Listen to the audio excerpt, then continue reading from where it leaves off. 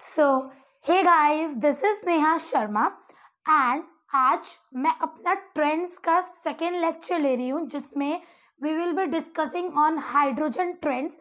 Hydrogen chapter जो है उसमें कुछ ही ट्रेंड्स हैं, बट बच्चों को ये नहीं पता होता कि हाइड्रोजन में ट्रेंड्स तो है ही नहीं। बच्चों को ऐसा लगता है, तो इसमें ऐसा कुछ नहीं है। बट नीट में किसी भी चैप्टर को हल्के में मत लेना, ठीक है।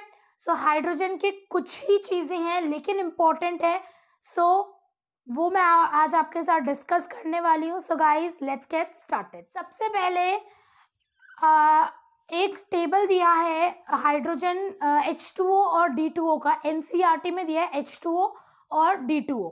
सो H2O और D2O की अलग अलग प्रॉपर्टीज दी है, तो उन दोनों को कंपेयर अगर करें तो मोस्टली जो D2O है, D2O की प्रॉपर्टीज जो होती हैं वो ज़्यादा डोमिनेटेड होती है, मतलब ज़्यादा क्या कह सकते हैं कि इसको ज़्यादा रिलायबल होती है, ज़्यादा अच्छी होती है, ठीक है। लेकिन H2O की ऐसी तीन क्वालिटीज हैं जो D2O से ज़्यादा होती है, तो वही तीन जो अच्छी बात है एक तरीके से। जो अच्छी बात है H2O की ओवर D2O, वो क्या क्या है? वो है म्यू टी के। म्यू क्या है? Mu is R refractive index, T is surface tension and K is dielectric constant. So H2O की तीन क्वालिटीज हैं जो D2O से अच्छी है। कौन कौन सी? म्यू तक। कौन सी? म्यू तक। इसको कैसे याद रखेंगे? म्यू तक। म्यू तक। Mu for refractive index, T for surface tension, के फॉर डाइलेक्ट्रिक कांस्टेंट।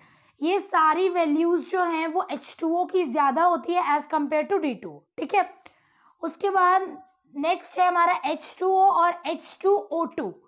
अब H2O और H2O2, तो H2O2 की ज्यादातर प्रॉपर्टीज जो हैं वो अच्छी हैं एज कंपेयर टू H2O, लेकिन यहाँ भी तीन चीजें हैं जिसमें H2O अच्छा है एज कंपेयर टू H2O2, ठीक है। वो तीन क्या क्या है? डाइलेक्ट्रिक, मेल्टिंग पॉइंट और इलेक्ट्रिकल कंडक्टिविटी। ये तीनों ही किसकी ज्यादा अच्छी है? H2O की अच्छी है। सो ये क्वेश्चन, ये दोनों, ये तो बहुत ज़्यादा ही इम्पोर्टेंट है। ये ऐसे पूछ सकते हैं कि किसकी क्वालिटी कौन सी, मतलब चार ऑप्शन दे देंगे, उसमें बोल देंगे कि इनमें से कौन सी क्वालिटी है जो H2O की अच्छी है, ठीक है। ऐसे करके आपसे पूछा जा सकता है, इम्पोर्टेंट है, ध्यान रखना। सो H2O2 जो है वो लेस इम्पोर्टेंट हो जाता है, उसकी वैल्यू कम हो जाती है एज कंपेयर टू H2O तीन रिगार्ड्स में। कौन कौन से? Dielectric, melting point, electrical conductivity. H2O और D2O को कंपेयर करेंगे तो H2O तीन चीजों में अच्छा है। कौन कौन सी? म्यू तक। और H2O और H2O2 को कंपेयर करेंगे तो तभी भी H2O तीन चीजों में अच्छा है। कौन कौन सी? Electrical conductivity, melting point and one more, एक और क्या है? डाइलेक्ट्रिक। डाइलेक्ट्रिक H2O का सबसे अच्छा होता है, नो डाउट, ठीक है। तो डाइलेक्ट्रिक, मेल्टिंग पॉइंट और इलेक्ट्रिकल कंडक्टिविटी, ठीक है। उसके बाद एक ये चीज भी बहुत है, ये पूछा हुआ है, प्रीवियस ईयर का क्वेश्चन है ये। रिएक्टिविटी ऑर्डर पूछते हैं तो ये एटॉमिक हाइड्रोजन सबसे ज्यादा रिएक्टिव होता है, उसके बाद नेसेंट हाइड्रोजन होता है, फिर H2O। इसको क्या बोलते हैं? Molecule of hydrogen, molecular hydrogen.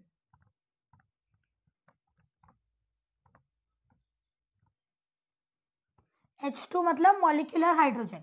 सो सबसे ज्यादा रिएक्टिव होता है एटॉमिक हाइड्रोजन, उसके बाद नेसेंट हाइड्रोजन, और सबसे कम होता है हमारा मॉलिक्यूलर हाइड्रोजन, ठीक है।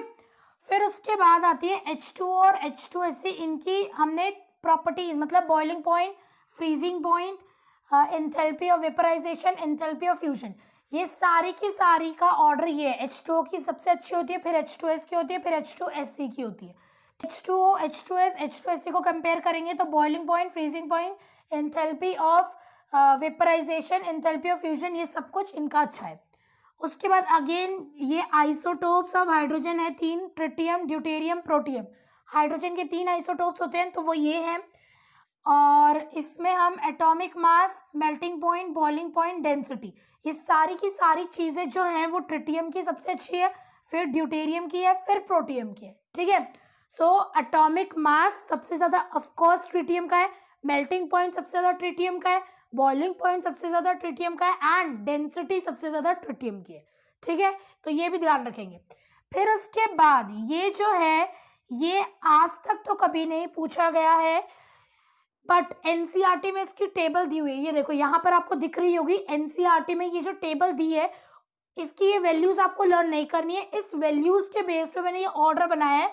सो इसको एकदम मगअप करने की जरूरत नहीं है, बट एक बार मोटा मोटा थोड़ा सा देख लेंगे, ध्यान रखेंगे इस चीज का। ठीक है, ये क्या है, वर्ल्ड वाटर सप्लाई का है। यहाँ पर ये जो दिख रहा है ना टेबल, एनसीईआरटी का टेबल है ये, तो ये है। ठीक है, सो देखो, ocean, polar ice and glacier, फिर ग्राउंड वाटर, फिर लेक, फिर सेलाइन लेक एंड इनलैंड सी, फिर सॉइल मॉइस्चर, फिर एटमॉस्फेयर वाटर वेपर, फिर रिवर।